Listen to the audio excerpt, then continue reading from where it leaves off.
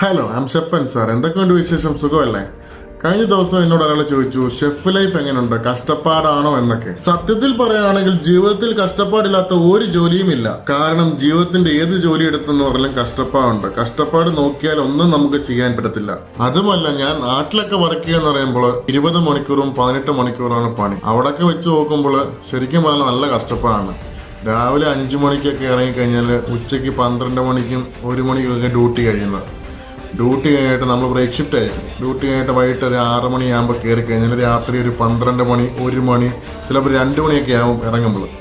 പിന്നെ അത് തന്നെ ഒരു 3 മണിക്കൂറൊക്കെ കിടന്നിട്ട് രാവിലെ തന്നെ കാണും. സെയിം ഷിഫ്റ്റ് തന്നെ ആയിരിക്കും. പിന്നെ ഇതാണ് കണ്ടിന്യൂ ആയിട്ട് നാട്ടിൽ പൊയ്ക്കൊണ്ടിരിക്കുന്ന അവസ്ഥ. പക്ഷേ അതേ സമയം ദുബായിൽ നിന്ന് വെച്ച് നോക്കുമ്പോൾ അടിപൊളിയാണ്.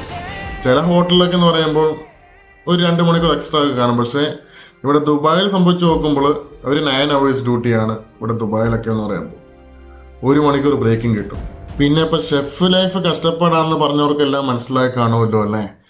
അപ്പം നേരെ നാട്ടിലൊക്കെ നിൽക്കുന്നവരൊക്കെ എന്ന് പറയുമ്പോൾ നേരെ കയറിക്കുക കേട്ടോ, ഒന്നുകൊണ്ടും പേടിക്കണ്ട. പിന്നൊരു കാര്യം, ഷെഫ് ലൈഫ് കഷ്ടപ്പാടുള്ളവരൊന്ന് കമന്റ് ചെയ്യാൻ മറക്കല്ലേ കേട്ടോ.